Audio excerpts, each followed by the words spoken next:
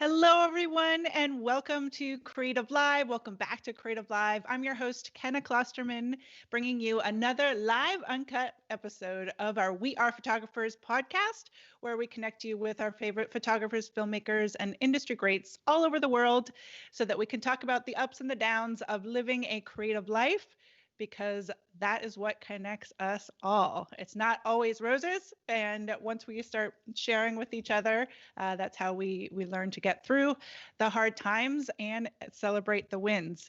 So let me know where it is you're tuning in from. If you are joining us live right now, if you're on creativelive.com/TV, you can click on the chat little icon there. Join us. Let me know where you are tuning in from in the world. And of course, if you're watching on social media, you can do the same. But I'm looking forward to giving those shout outs to our guest today. And I'm very excited to bring on, for the very first time here on Creative Live, Mecca Gamble McConnell. And Mecca is not only a brand photographer, but also a coach, a business coach for photographers as well. And as you'll come to see, she lives her brand through and through, whether that's what's behind her on her wall, her glasses.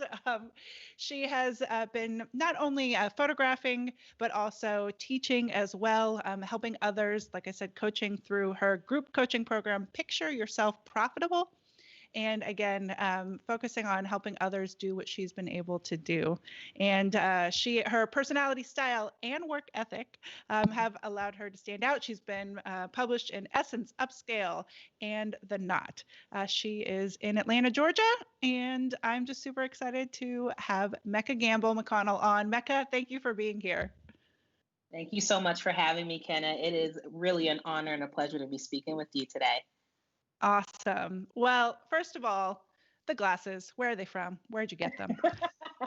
Well, thank you. First and foremost, the fashion. They are from a company called C Eyewear. You can find them in specific hubs and cities and online. Awesome. If you guys are listening to the audio version of this, of course, sorry, you'll have to go check out Mecca on social media, where you will find all of her bold and bright fashion and branding. So I want to just start by, I think, I mean, this is a conversation about you and your life and but I also feel like there's so many insights into what we can learn about branding by using you as an example. And one of the things that really struck me was that your brand statement about who you are. And I'm just going to read it again. Like, Mecca Gamble McConnell is a sought-after brand photographer who creates strategic, compelling images for service-based entrepreneurs that help them tell their stories and communicate their expertise. Like, it's crystal clear. Tell us about what it took to get to being able to crisply and succinctly be able to say what you are, who you are, and who you're here to serve. I think it took me getting it wrong so much and really trying to find my way as a photographer for so many years until one day I kind of felt that nudge, and it was just like, you're going to leave weddings. You're going to quit booking weddings, and you are going to shoot women, particularly women of color, because it's important that these women be seen online and in their respective mediums where they're not particularly shown with having joy, with having an expertise. And I just really felt that calling to completely develop that before we even had a terminology for it. Brand photography is really popular right now, especially after this pandemic. There's so many people switching over into a more commercial niche. But for me, brand photography has been something that I have been doing since I started back in 2012, but I didn't know what it was called. We called it lifestyle. We called it so many different things. I always loved shooting women, but I didn't know what to call it. And I'm so happy that I listened to my spirit and I went more in that direction, because it really helped me marry my journalism degree and my brief background working at an advertising agency, it helped me really marry that together. And then I started studying, and I really came to understand exactly what experts need to show up online visually as. Okay, so there's a number of things in there that I want to dive deeper into. It's starting with going back to okay, so starting with this concept of brand photography not even being a thing when you started, because I think that's really interesting when you said, "Oh, we call it lifestyle photography." Yeah, Mm-hmm. I mean, that's coining or having a term that is slightly differentiated as to kind of what the intention is. Maybe lifestyle is like editorial or what have you, but when you say, I'm a brand photographer, again, you know that there's a service to helping people achieve what they want to achieve for themselves as entrepreneurs or what have you. And so I also heard you talk about this word strategic photos. Mm-hmm. And so how do you think a photo can be strategic? So for me personally, there's a lot of strategy behind the way I develop a shoot for a client. There is, a framework that we go through. We go through the discovery calls and deciding whether or not the client is a good fit for working with me. I don't want to just make it about business. There is a ministry for me that's involved with it, for me to understand exactly what this client needs and me being the right choice and the right fit for them as their creative eye, because it's an honor to me for somebody to use photos that I took of them and put them as their headshot on their social media, or use them across their social media platforms or on their website. That's a huge honor for me. And that's not just something that I want to take lightly or just do it for a business transaction. So I first need to see if they're a good fit. But the strategy behind it is providing them with exactly what it is that they need for their visual brand. And so there's a series of questions that I take my clients through. There's some planning that's involved with it as well. Of course, you get your typical headshot, but it's so much more than that. It's really important that their personality shines through their images and who they are in their area of expertise and what they do and how they serve others. It's important for that to show through their images as well. So that's the strategicness of it. I take a lot of time to get to know and understand them as people and them as business owners and brands in themselves. Well, it's so interesting because sure, you could just say like, okay, let's show up and do some headshots. And that's a very, very different thing. I mean, and headshots obviously are useful for a large number of things as well, but it's a very different thing than a brand strategy around. Is it mostly entrepreneurs? I mean, you spoke about Black female women. Is it mostly entrepreneurs? For me specifically, the people that I serve they're experts at what they're doing. So they're making, they're scaling their businesses and they're making close to six figures, if not seven figures. And they're also in the service-based industry. So I don't shoot a ton of products, but I serve female or women-led businesses who are service providers. So they are, whatever their area expertise is, they're serving someone else by doing their job. And you've mentioned the word ministry, you've mentioned the word service a number of times. I think I was listening to you on another podcast where you talked about having experience in customer service as well, from previous work. And so I think that's a beautiful thing then that you are choosing to work with women who are doing something similar in different ways. It, Talk to me about that aspect of service a little bit more in your life, and like going back to Mecca as a child, or just like, has that always been something that's been important to you?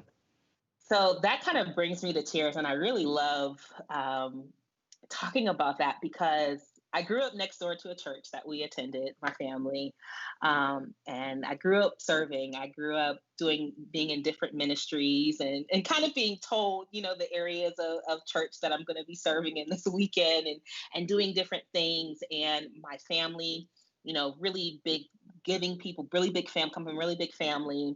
Everyone just has a heart for God and helping others and giving. And so I learned to serve others growing up and through church. Then when I got my first jobs as a teenager, they were, working out. I worked at an ice cream parlor.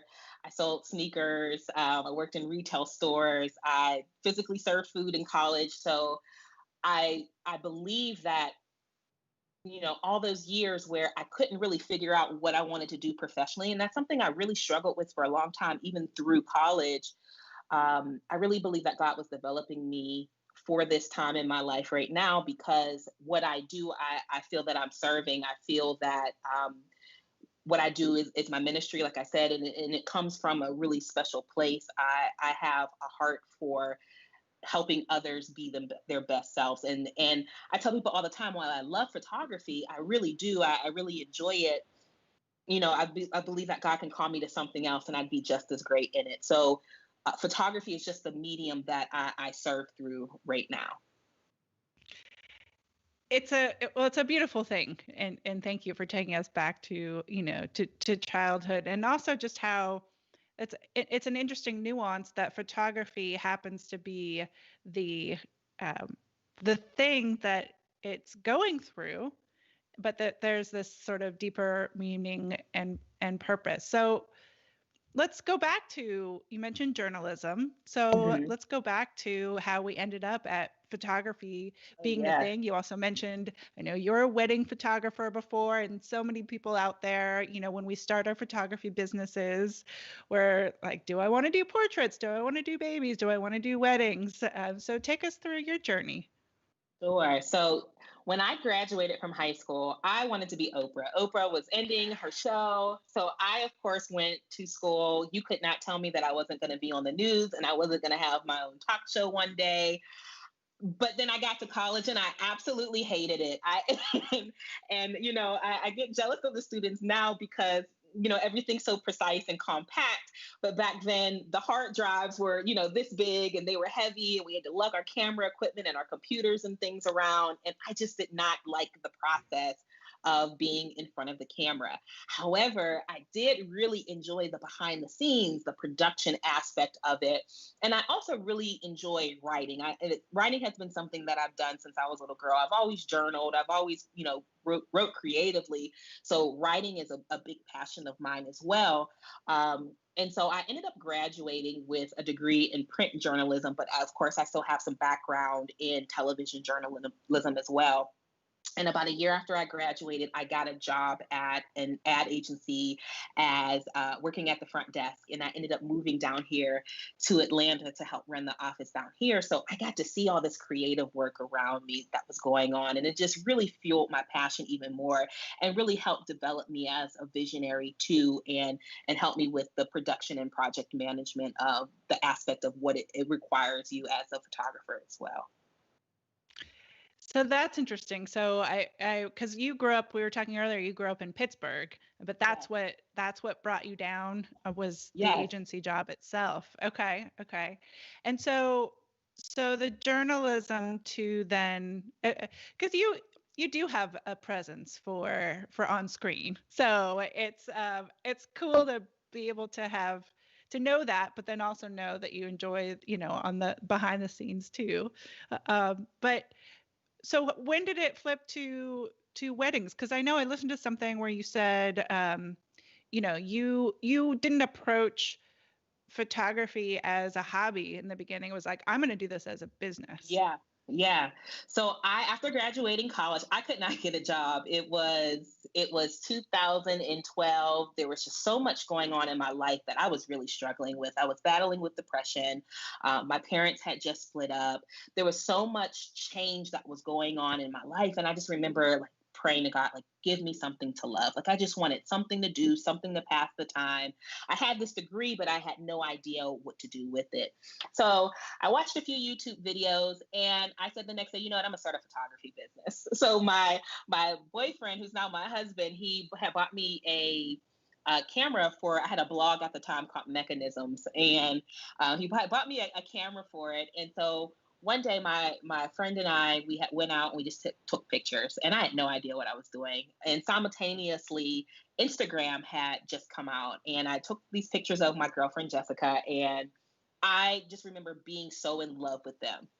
So fast forward, I started posting the pictures that I would take of my friends and my family on my Instagram. And a wedding planner in Pittsburgh reached out to me to do some things for her. And before you know it, she's like, Mecca, I have a wedding for you. You're going to charge this. You're going to be fine. Go.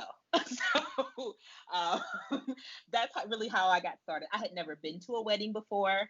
I had never seen a wedding before. I tell you, everything that I learned about weddings, I learned from like researching other people's blogs, getting on Creative Live, watching some of the videos about what a wedding day really looks like. And I was telling you guys about that before. Like, Creative Live was such a huge part of the beginning part of my journey as a wedding photographer. I had no experience with weddings, but I went full force. And I tell people all the time when they're starting, you're either going to love weddings or you're not. And you usually know that first time that you do a wedding, whether or not it's for you. But I wanted more. I love the action. I love the adventure. I love the fast pace of the day. So that's how I got started in weddings. So I really didn't understand the niche of what photography was. I started doing everything, but of course weddings were my bread and butter. Mm-hmm.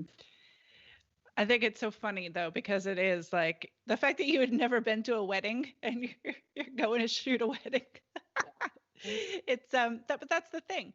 It seems as though, so many people out there, you can't wait until you have all of the experience to say yes to things, because that's that catch 22. Like, how do you get a job without that particular experience? Whereas, you have to just get out there and do.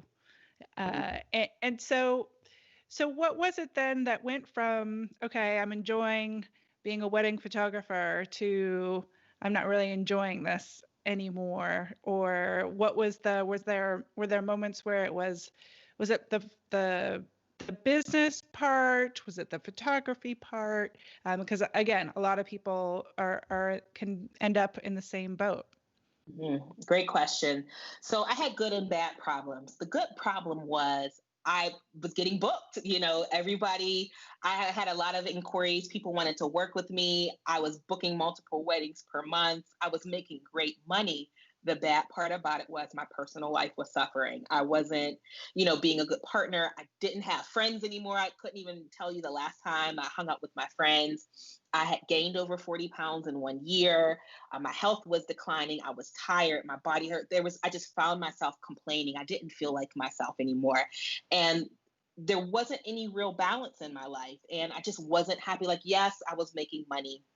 Yes, I was being recognized on platforms and my photos were being featured, but I just wasn't happy, to be completely honest with you. And so I took some time off. I took about 3 months off after 1 year. And going into the following year, I took like that first quarter off just because I just really wanted to revision what I wanted my business and my life to look like. And I just really felt like, okay, this is going to be my last year shooting weddings. And I did it on faith. Like, I really didn't know what was next. I just know I couldn't go into one more year of feeling this way all the time. And so I said, this is my last year of doing weddings. I started telling planners like I wasn't booking any more weddings. And everyone's like, so what are you going to do? And I was like, I don't know. I'll figure it out. But at the same time too, I just really just started feeling in my spirit like I want to shoot women. I want to shoot women service providers. And so I started doing just that, and I called it business lifestyle. Business lifestyle. It's brilliant. I I I want to acknowledge, and I mean, I think it is so brave to recognize when you're not happy.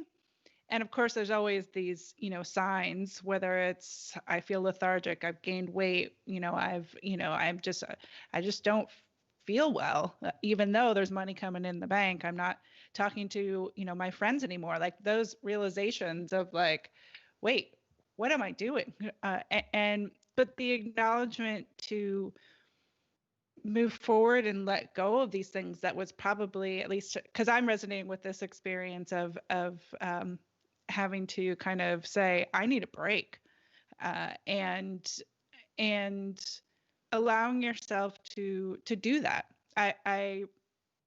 I was looking at your blog, and it was a post that was about my self-care secrets for photography business owners. March 3rd.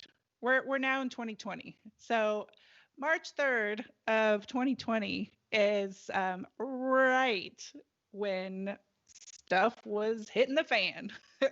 and and so I think it's so interesting that you were at that moment really so self-aware about the things that you needed to be doing, for yourself, and then putting that out there for other people. So what of these, like, what have you been doing for the last 9 months to be able to continue that, that self-care through, what happened with your business? Like, what, how has it been going? So before I answer that question, I do want to make mention that when I wrote that post, I remember sitting in this very room. It was dark. It was like 6 o'clock in the morning when I started writing that. I had just completely rebranded. I had just published a new website. I had just taken weddings and everything else off of my website. So I was terrified. However, I knew, like I said before, that I could not go through another year of feeling the way I was feeling. So that was kind of me sharing what I had known so far and the piece that I had about the direction that my life was heading. At that point, I was getting ready to do my Porter Street workshop, which is one of my workshops that I do for photographers. There were so many things that were on the line, and then all my plans got cut short with the pandemic. So um, I went 3 months without getting paid. It was tough, like many people. But at the same time, I still declared victory over my life. Like I knew it was so strong in my heart that what I was called to do was going to happen, that I didn't let my faith waver at all. So my husband and I, we waded the waters through the pandemic. He's a DJ too, so we're both service providers who aren't, working right now, but we made it through. And then as soon as, the restrictions lifted, I was able to get right back to work. And knowing that most people would be operating on online spaces, I made it my business to begin really marketing my expertise and what I knew about the direction that I was heading heavily. So I started offering advice. I started offering helpful tips. I started adding value to my audience, the value that I knew that they needed also to move forward within the areas that I could serve them as well. So since we've been able to go back outside again, I have been working, and this year, has just been the biggest display of God's favor over my life. I really, like I said before, I really truly feel called to do what I am doing, and I can't take any credit for it. I just feel like all these years leading up to this has brought me here. So we are, like, right now we're actually in our last week of working over here, so I can give everybody some time off for the holidays. But um, it's been a beautiful, blessed year, and I'm very honored to be able to help people show up visually in their respective expertise. Well, I think it's a beautiful thing that it was it perfect timing. I mean, like you said, divine timing, in terms of, your all of a sudden everybody needs to pivot to online if they're, and especially the continued growth of online service businesses, or just, online education, like whatever it is, where especially when people aren't able to see people face to face as much in person, and all of a sudden, it becomes even that much more important. And Mhm. so, to for you to have been prepped and ready and just relaunch, or what have you, is, and then, I mean, I just really appreciate your ability to sit here and say, like, 2020 was a great, like, a lot of great things happen, because it's that glass half full, Mhm. mentality. What do you think? What do your clients tell you that they're drawn to in you? Because you've done a lot of work on what is my brand, and there's there's the like, what do you think you are? But then there's the, how important is it to understand what people are seeing in you? Because it's hard to look at ourselves sometimes. Absolutely. So the biggest compliment I get from prospective clients or people looking to work with me is that my ability to tell stories visually, my ability to capture joy, and the color and crispness of my images, but most specifically, the way I shoot and edit brown women. And so knowing that, I try to produce more of that. Talk to me about the joy factor. Talk to me about Black joy, about Mhm. women and joy, and Yeah. how, especially this year, how important the focus on that for you has been. Absolutely. As a Black creative, as a Black photographer, my work is so important right now. And again, because people are showing up online in their specific areas, it's really important that I tell their stories accurately and I show who they are accurately. And when I talk to people on the phone, I kind of take them back and look, even me thinking about my great grandmother, my grandmother, some older portraits that I've seen. We don't have too many pictures of Black women specifically looking happy or being joyful or showing that they're wealthy or just showing any type of happiness or joy. And so that's something that I specifically work really hard to show them smiling, them laughing, them operating in abundance, them living fully, them celebrating different things, them really operating in their joy. So that's a really important aspect to my work. And where do you find joy? Oh, I love to read. I love to hang out with my friends. I love anything funny, comedies, laughter, funny movies. My husband is hilarious. Spending time with my family, my dog, all types of different things. I like to think of myself as a really simple person. Why simple? Simple because I believe that I'm able to recognize the beauty in some of the smallest things. Just being in someone's presence and especially after this year, understanding that people aren't around for forever. So just really making memories like with my friends and family, especially right now. Just really enjoying, how funny my dog is. Just the simple pleasures of life.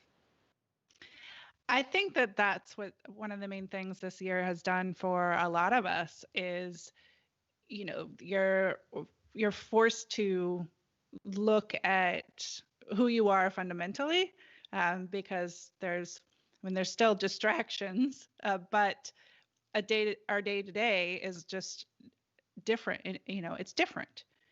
And so, what have you?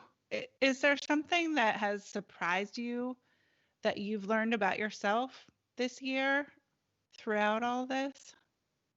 Yeah, this is going to sound very vulnerable, but one of the things that I learned about myself this year was how important forgiveness is, and the the people that I needed to forgive or people I needed to ask for forgiveness from.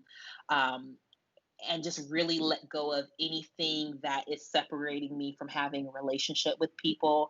I've done a lot of work on myself personally just to have any type of heaviness lifted in my relationships with people, whether they be family or people that I've met in passing. But I recognized earlier this summer, just after we spent so much time in the house by ourselves, I just really recognized that forgiveness was a huge thing for me this year. I had to forgive people that I didn't even know I was mad at, that I was just holding on to things about. And again, life is just too short to just be angry. And so it's important that we share our grievances and learn how to better communicate with each other. If there's any types of misunderstandings, let's use our words and talk those things out with one another. Such an important lesson. And I feel as though, like you said, I was realizing that I needed to forgive people that I didn't even realize, that needed to happen. So two things, like this concept of of forgiveness of others, there's forgiveness of self, and then the communication factor as well. And so, what about forgiveness of self for you? Whew. We're getting deep here. We're getting deep. We are. I wasn't prepared to go here, but I'm totally fine with that. For me, I personally battled with, for example, I'll use this as an example. I started a group coaching program this year. I sat on that idea, for months. I almost didn't release it. It took a lot of work to even be able to produce that and put that out in the world. There were bad things I would say to myself, and I won't say bad. I would say there are not nice things, mean things, unhealthy things that I would say to myself anytime I go out, and the imposter syndrome that so many of us face. Anytime it's time to go out and do new things and try new things and be a beginner at anything, we tell ourselves that we can't do it. I had to forgive myself for time lost, for not putting those things out into the universe, or any time that I wanted to do something. Like I've been wanting to start a podcast for years, okay? And I keep talking myself out of it, and telling myself I can't do it, and there's so many other podcasts and things out there. But the main things that I would say to myself, I really had to do that work and start fresh, and keep and find the strength to just really keep going. So that is really, those are the areas that I still work through, and I still try to do the work necessary to keep going in, and to keep moving on. Well, thank you for sharing, because it is it you do have to, like you said, the forgiveness of self, of self, forgiveness of others. It's constant, like you said, like it's there's so many things out there that I should do this, I should do that, and until we take a moment to pause and say, A, you can't do it all in one day, but B, like you just, when the time is right, it's right. And to your point of earlier of talking about, I didn't know photography would be the thing, but here we are, and shifting from weddings to branding, and it just, it's to continuing to have that trust and faith, that, but it doesn't mean you're not going to, question it, and, all of those Mm-hmm. things that we do to ourselves. You mentioned imposter syndrome, and you talked to me then about creating this coaching program, because I would imagine that you have to get to a point that you are confident. What I was seeing was like, oh, Mecca got to a point where she was so confident in what she was able to do for her own business that it was like, oh, let me share that, and let other people know how I did that. But there's always still the moment where like, who am I to do this? So Exactly. how do you manage through that, to where, I mean, I'm impressed that you've got your program trademarked. I'm like, that's legit, like so take me to the release of that and what the response has that been, and does that like help you move forward? So this group coaching program has been on my heart. Well, it started as a course, so it's been on my heart for over a year. Um, and of course, like I know the stuff, but being able to teach it is something completely different. So I'm still in beta with my group. Like, it's the first time I've done it.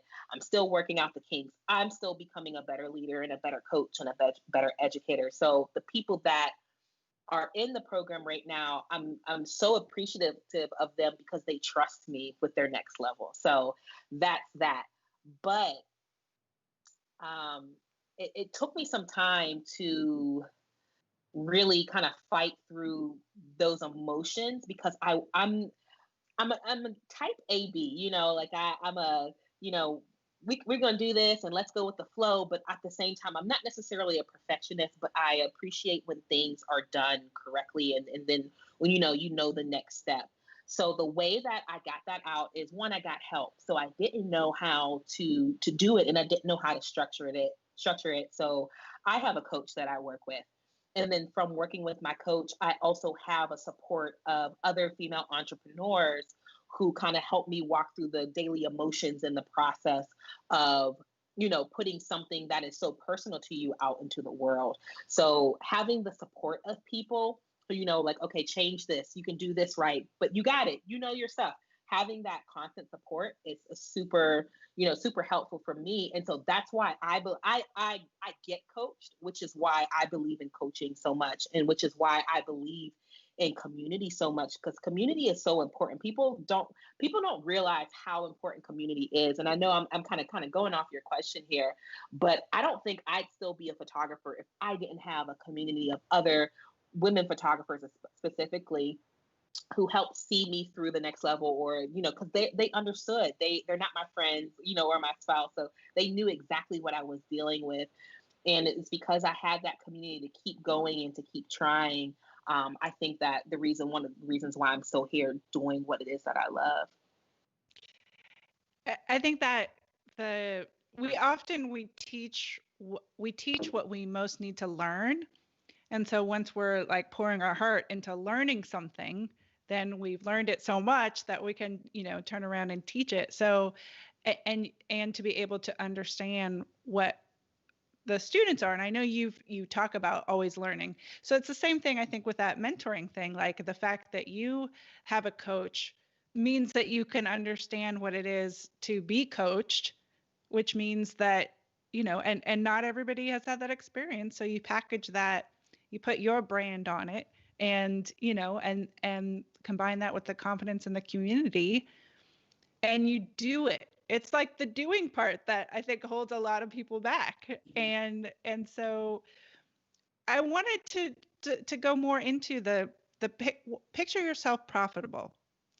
What is it about the profitability aspect? I know I was listening to, again, another podcast that you were on where you were talking about one of the businesses challenges that you had earlier on was that sort of becoming profitable to a point of like sustaining a full-time business. So is that what the coaching program is about, or why profitable? So let's be honest, and then only because we're photographers, and so I'm going to speak specifically to photographers, right? When we're first starting our photography businesses, you make your prices up, okay? You don't know, not too many of us know too much about business.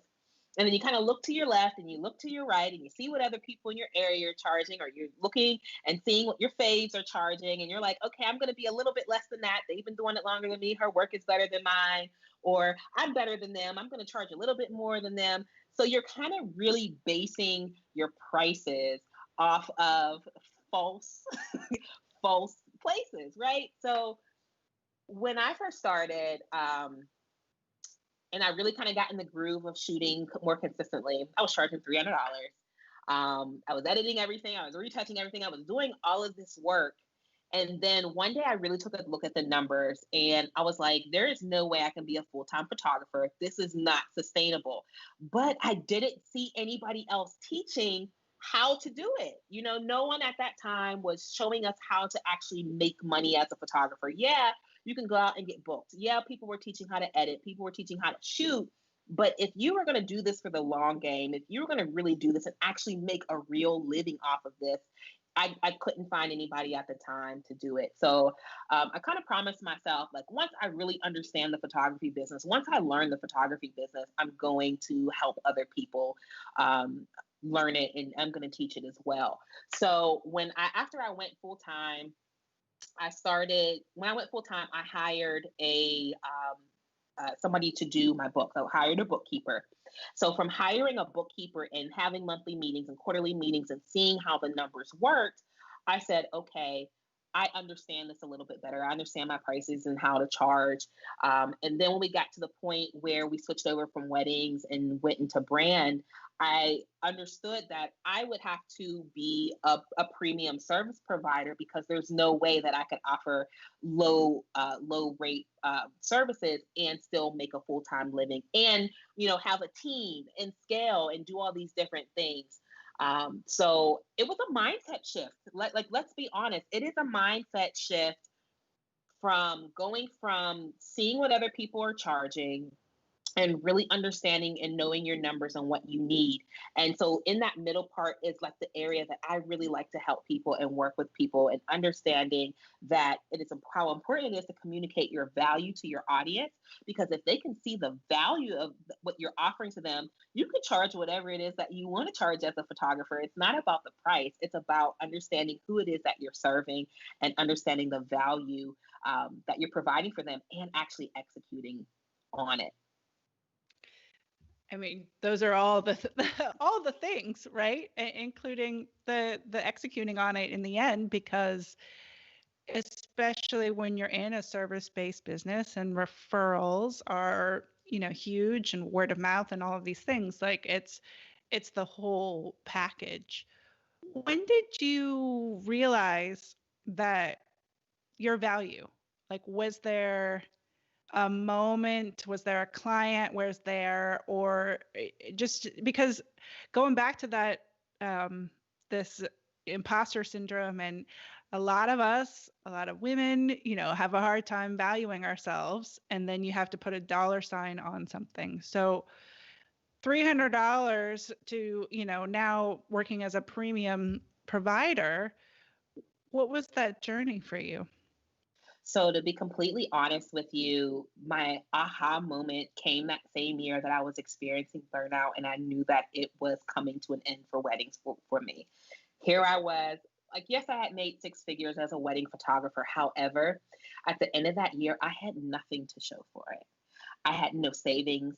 I had no investments. I was literally living paycheck to paycheck. So I had invested all this time, all this energy. I had sacrificed so much. I had stayed up all these late nights, and I had nothing, like nothing tangible to show for it. And here I was, I wanted to buy a new car. I wanted to buy a home. I wanted to do all of these things, but the way I was structuring my business wasn't sustainable.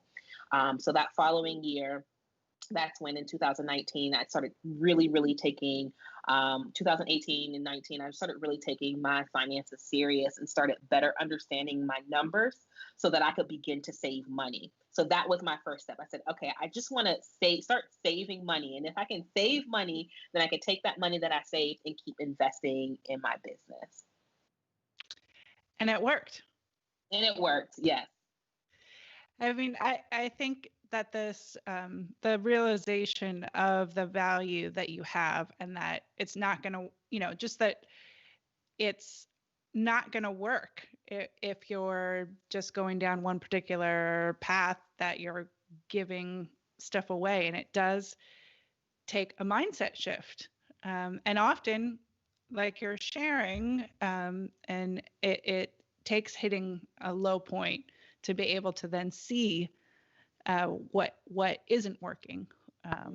And I'm curious what you have learned from the people that are in your program or your coaching program, and what, because oftentimes as educators, or with community, like, you're learning just as much from people as is part of that. So is there something that you've recently learned that you're implementing from learning from others? So that's a really, really great question. I think the biggest thing that I'm learning, and it's kind of hard for me to call myself an educator. So I'm shifting into that. Imposter But syndrome. yeah, I know. As an educator, one of the biggest things that I'm learning is that people's progress takes time, and everybody's going to be different. So there's a level of patience that comes along with being an educator, being a coach, operating in a space where you help other people meet their goals as well. There is a level of patience that comes with that, because everyone is going to be different. And the one thing that I have learned just from doing this group coaching program, from doing the workshop, from doing one-on-ones, is about language and how you teach things and how you say things and the messaging, because everybody doesn't learn the same way. So I'm learning how to represent a lot of the way I kind of learn in my head and get all of that out and then teach it in a way that others can learn and digest and understand that. I'm one of those people who I'm a big relationship person. I like being friends, with a lot of my students. I like really knowing them personally. I really like understanding, okay, yeah, I know you're here for photography services, but what's really holding you back from reaching your goals? Like I kind of like to get that deep with them and really go through those mindset shifts. So one of the biggest things that I'm learning right now is that level of patience, and language, and just learning how to have a better understanding of what they're really and have a better understanding and recognize what their real needs are. I feel like that's kind of a specialty of yours, though, is like whatever the scenario is then like, okay, what are the needs? And then how can I serve and deliver? And so doing it for the photographers or, for your clients and then for photographers and it all kind of just, and for yourself, and then it all sort of comes together.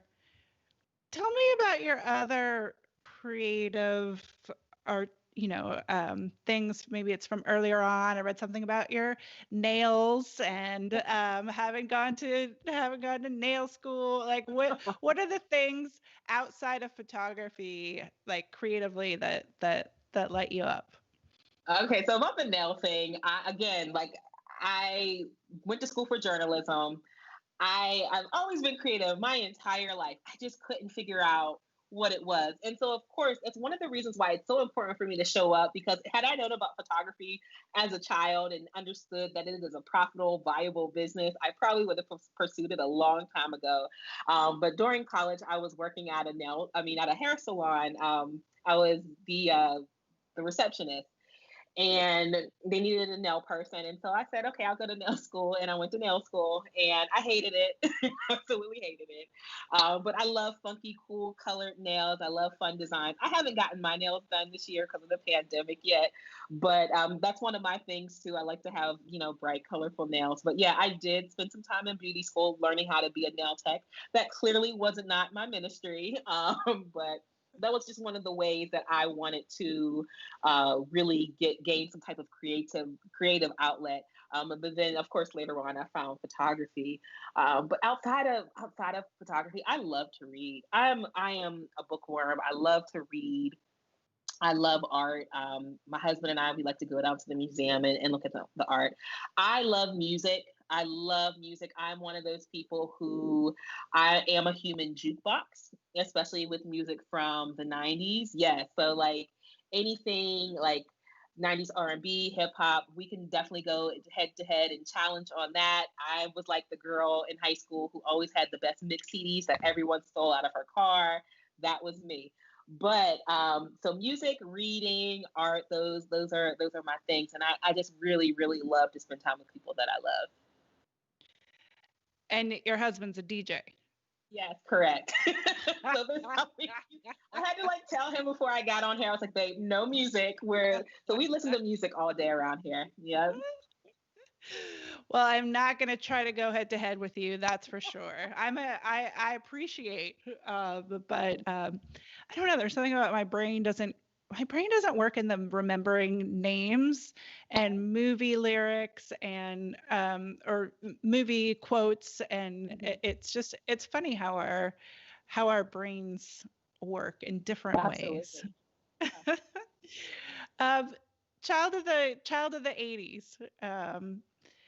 MTV. I mean, I was again like listening to this other podcast that you were on, and can envisioning bright colors. Is that kind of where the birth of the bright colors is for you? Whew. So I have always just been a colorful person. The people closest to me, especially like cousins and friends that I grew up with all my life, they always told me I had to be different, and that was me. If everyone's doing the red thing, I'm doing the red, blue, and yellow thing. So that's just always been, the colorfulness has just always been a part of my personality.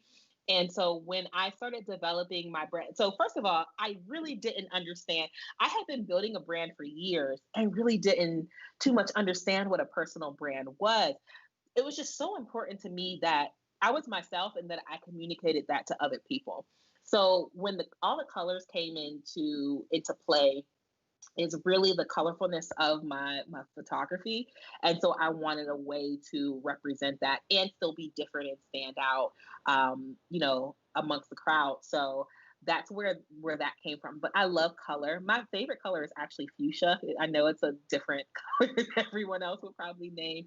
My favorite color is fuchsia, and I love pinks and purples and things. But I love different color. Does it give you an emotional reaction, or I find color fascinating, and that different colors can have different meanings. I mean, again, like you are very joyous, and like I said, people person, all of that. Do you like your brain, like when you look at certain colors, do they give you, feelings versus other colors that, Oh, you know, absolutely. Oh, absolutely. And the whole color theory thing is real, and it's something that really plays a part when I'm planning sessions with clients. Their brand colors have a lot to do with everything. The locations that we shoot, the aesthetic, the feel, the vibe, all of that really plays and kind of intertwines with one another whenever we're creating a photography project. But yeah, I've always been drawn to just weird, funky, fun colors. I believe that, like, for example, yellow, of course, is happiness. Green is serene and joyful, and blue and purple are royal. I love the color theory, and I really think it has a lot to do with how you feel about a certain image when you see it. absolutely. And I think it's interesting to go through, again, you're talking about all the planning that goes into your helping women figure out what all those pieces are. Hmm. What do you think is the thing that most people struggle with when they're trying to? I mean, I think it's really interesting for you to be able to say, I realized later that I had been building my brand for all this time without having been able to name that. And so, what is kind of the biggest hurdle that you find women have or people have when trying um, to put be their brand themselves? Their messaging, without a doubt, it's their messaging. I find that a lot of people struggle with what to say to their audience, or what am I going to talk about, or what's the caption going to be, or I don't, the messaging part is really the core of everything that you create about around your brand. And it's important to decide early on what's off limits. What are you going to talk about? What are the things that you're not going to talk about? We call them, we have a term for them now, they're called pillars. But what your pillars are going to be, like, what message are you going to send to your audience? How are you going to show up for them? What are they going to know about you? Now, I'm pretty much an open book, but of course, there's things that I prefer not to share, and that's fine. And other people can do the same thing. You don't have to feel inclined to share everything about you. However, whatever it is that you do share, it's important that it's consistent and that you're speaking to a target audience or the correct audience. Which going back to when I was, again, read your very succinct sort of statement as to who you are, because you've been able to narrow it down to, who you are, who you're serving, so that, what they can do.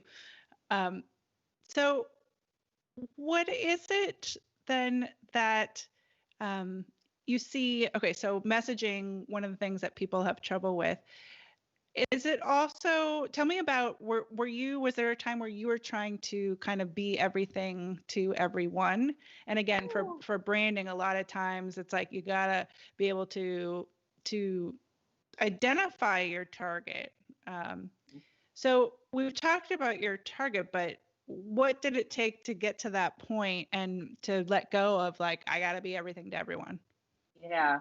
There's a certain level of vulnerability that is required whenever you're going to make yourself the face of your business or decide that you're going to create a personal brand, right? There's a certain level of vulnerability. There's authenticity involved, and you really have to know who you are and be comfortable with sharing some of the parts that you typically don't share with other people. So, and like I said before, you don't have to let everyone into everything, but the things that you are comfortable with sharing, it's important that you be open and honest with those, because the whole purpose of this, the whole purpose of why we are creating personal brands, and the whole reason why we're putting ourselves out there is to be of service to somebody else and to help other people with their pain points. So I find my mission in education because I know that there's other photographers out there who are where I have been, and I am able to help them through my experiences. If there's somebody out there who is a nutritionist that might have overcome some sort of some nutritional or eating thing, and somebody out there might need their assistance, it's important that they show up authentically online so that that person can get help for them. So that's why it's so important for us to get online and tell our stories and be authentic and share our experiences with one another, because there's somebody out there who needs our help too. It's a beautiful way to phrase that, again, because it is going back to sort of the giving aspect, and when you think about it as to what how it's helping other people versus putting it just on yourself, I guess is the way to reframe, and to have that intention and purpose. And I was really glad that you said, like, well, let's take a step back and, like, what is it that we're doing here with the personal brand? Like, what is the purpose? And so coming back around to that and keeping that intention always in mind, I think is so important. One word that I wanted to kind of come and end on is, because as you were talking about not only the clients that you work with, but then people that you're helping in other ways, was the word trust. Talk to me about trust for yourself and your clients, for helping people look at, again, it's that authenticity, but does authenticity breed trust? Consistent authenticity, I believe, breeds trust. When you are consistent about who you are, who you say you are, and that falls in line with what your actions are and what it is that you do, I think that breeds trust. Um, I'm learning how to trust myself still. That, I believe, that is an everyday. It's going to be an ongoing thing as a creative. To trust that those internal visions, to um, have an idea for something and then execute it without any sort of hand claps or accolades or likes or comments. Just, if I have an idea for something, I want to put that idea out into the world, just because that vision, I believe, was a blessing to me to execute. And even if I might not receive any accolades for it while I'm alive, somebody else later on might see something and be inspired by it. So I believe, as creatives, it's important, and I always talk about this, as creatives, it's very important that we do not wait until we get paid to start doing our best work. If you have a vision for something, if there's something on your mind, that or a project that you've been wanting to execute, you should go out and put that together and do that. You don't have to get paid to execute the visions that are on your heart. Of course, getting paid is important. Like, we deserve to be compensated for our work, but we are artists first, and our art really helps people heal. I believe art brings people together. Art inspires creative action and creative thought. So it's important to put what's in our heart and our minds out there into the world. Beautifully said. Mic drop. Mecca, I absolutely love that. And it just comes back around to, like you said, the intention and purpose, and I love it. I love looking at what you're doing, and you can just see it is authentic, and see it in a way that, again, going back around to being here to help other people while doing that yourself. So Thank you. I want to make sure, Mecca, that everybody knows where they can find you, follow you, hire you, give us Yeah. all the things, all the places. Well, I'm on all platforms. I love Instagram, Facebook, Twitter. I just recently joined Clubhouse, so I'm everywhere at Mecca Gamble. Easy peasy. I have not yet joined Clubhouse. There's so many things. I know. I'm trying hard to keep up, but I'm doing my best. And Clubhouse TikTok? is the next. So no, I haven't. Okay, go something completely different. I have to ask one of my cousins or something to teach me how to use TikTok. But no, I'm not on TikTok, but I'm on every other platform. Awesome. Well, I just want to give some shout outs before we sign off, Mecca. We have E-Ray. That was a great interview. Thank you for your transparency. Natasha Wright, so good. E-Ray saying, oh, I didn't know about that nail tech chapter. LOL. Dinesh Burton giving hands up. Lisa TR. Lisa saying Mecca is an amazing coach. And on and on and on. We had people tuning in from Barcelona. We had, I'm going back in time, from Omaha, Chicago, all the places. And Lisa again saying, wow, the clarity of who and why you serve is awesome. And I think that's, again, going back to creating that personal brand. If you can have that clarity, and it might change, but that is the way, really. So you have that, and so wonderful for us to have you on Creative Live, so we can share that with everyone, and they can continue to follow you and learn and be inspired and all the things. So thank you again, Mecca. Well, thank you everybody for tuning in to another episode of We Are Photographers. You can catch all the episodes. We've got over 100 of them now, creativelive.com/podcast, or wherever it is that you subscribe to your podcasts. You can also check out everything that is playing here on Creative Live TV, whether that is interviews, performances, and all kinds of greatness, in addition to, of course, the learning that we have here on Creative Live. So thank you again to Mecca Gamble McConnell, and we will see you all next time, everyone, here on Creative Live.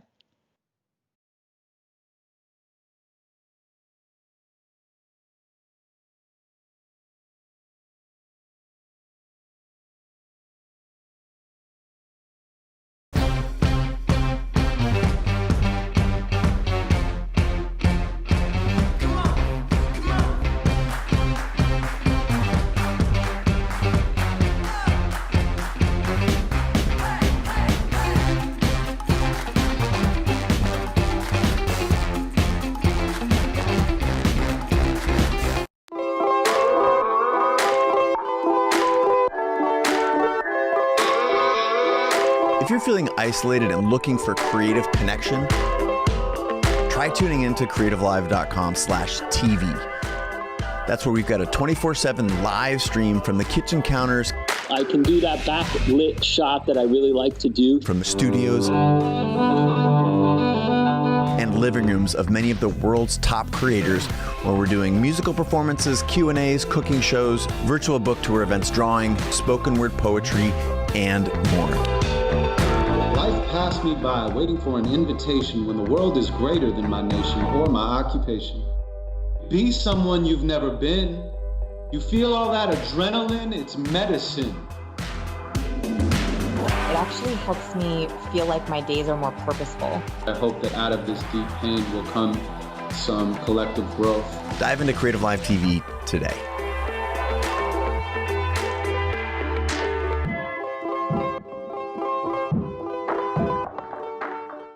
Hey guys, what's up? It's Chase Jarvis, founder and CEO of Creative Live.